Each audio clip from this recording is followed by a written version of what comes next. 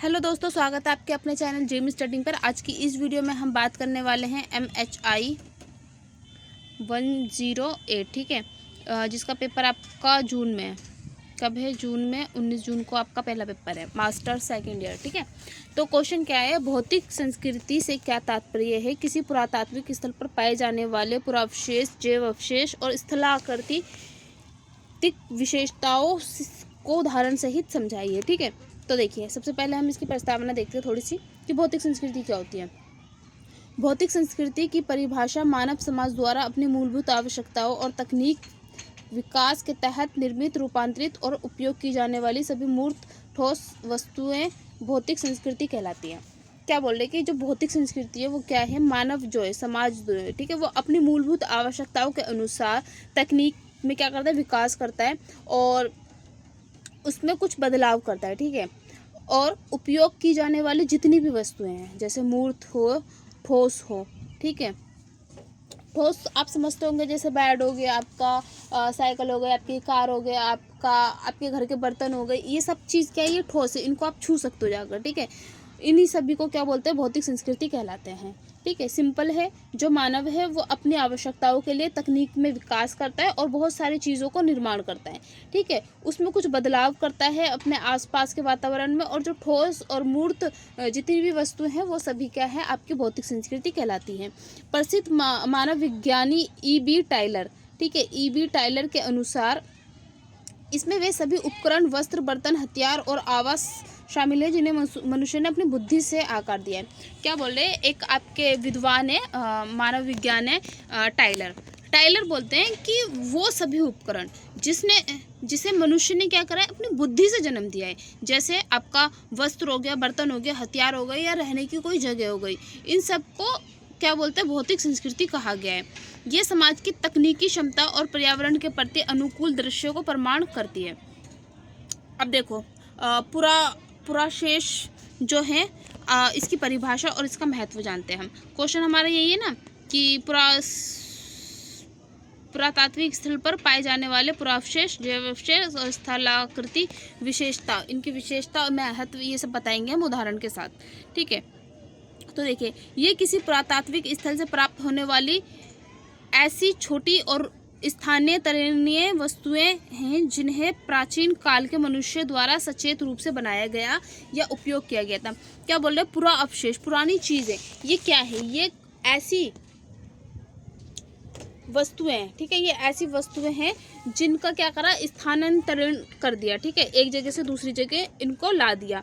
और इनको क्या बोल रहे कि जो प्राचीन काल के जो मानव थे उन्होंने इसको बनाया, ठीक है, और उसका उपयोग किया। इन्हें अध्ययन के लिए मूल स्थान से हटाकर प्रयोगशाला में लाया जा सकता है। इनसे तात्कालीन समाज की अर्थव्यवस्था, कला, तकनीक, कौशल और व्यापारिक संबंधों का पता लगाया जाता है। सिंपल है। जो पुराने लोग थे, ठीक है, जो पुराने लोग थे उन्होंने जो भी वस्तुएं बनाई, ठीक है, उन्होंने जो भी वस्तुएं बनाई उसको हम पुरावशेष बोलते हैं। और इसका क्या कर दिया? मान लीजिए यहाँ पर हमें ये वस्तु मिली, इसको यहाँ से उठाकर हमने क्या करा? संग्रहालय में रख दिया, तो इसका क्या कर दिया? हमने स्थानांतरण कर दिया, ठीक है। इनको क्या बोला इन्होंने? पुराअवशेष बोला। अब देखो, जैसे कुछ उदाहरण है, पत्थर और कागज, पाषाण काल के मानव द्वारा निर्मित हस्त कुठूर शल्क उपकरण और सूक्ष्म पाषाण उपकरण उदाहरण नहीं है इसके। फिर आ जाएगा मृत भांड, प्राचीन सभ्यताओं के मिट्टी के बर्तन, जैसे हड़प्पा काल के लाल काले बर्तन या वैदिक काल के चित्रित सुधर मृत भांड। फिर आपका आ जाएगा आभूषण और सिक्के।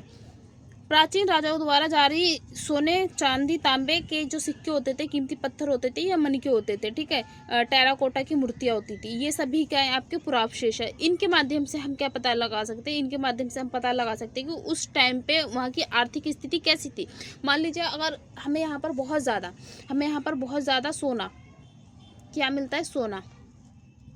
सोना मिलता है, तो हम यहाँ पर ये बता सकते हैं ना कि भाई यहाँ की स्थिति बहुत अच्छी थी, यहाँ के लोग अमीर थे और सोने का उपयोग करते थे, ठीक है। यहाँ के बर्तन अगर हमें चांदी के मिलते हैं, मिट्टी के नहीं मिलते, फॉर एग्जांपल चांदी के मिलते हैं, तो हम क्या बोल सकते हैं? यहाँ पर किसी भी तरह की कोई भी गरीबी नहीं थी, ठीक है।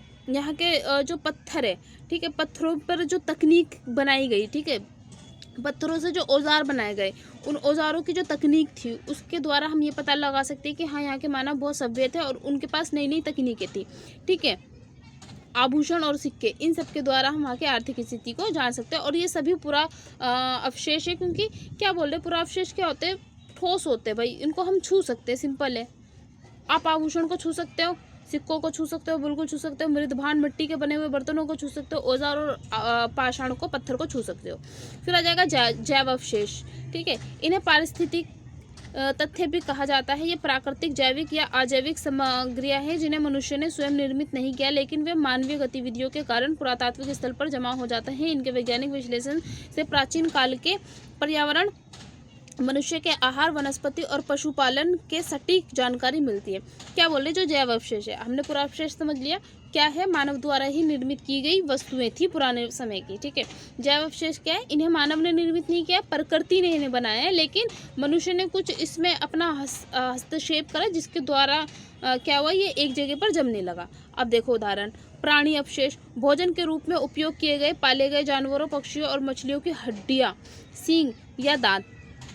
ठीक है, फिर वनस्पति अवशेष, जैसे प्राचीन बस्तियों से मिले अनाज के जले हुए दाने, गेहूं, चावल, जौ।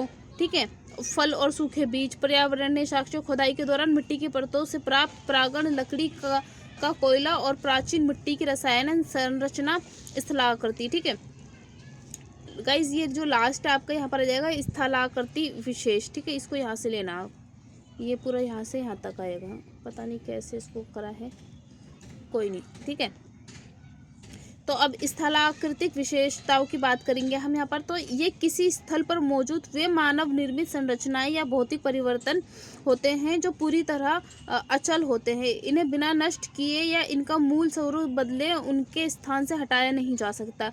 ये प्राचीन बस्तियों के नियोजन, सामाजिक स्तरीकरण और सामुदायिक जीवन को समझने का मुख्य आधार है। अब क्या बोल रहे हैं, स्थलाकृति, जैसे आपने देखा होगा हड़प्पा सभ्यता क्या हुई थी, मिट्टी में दब गई थी, पर उसको उसके स्थान से हटाया नहीं जा सकता।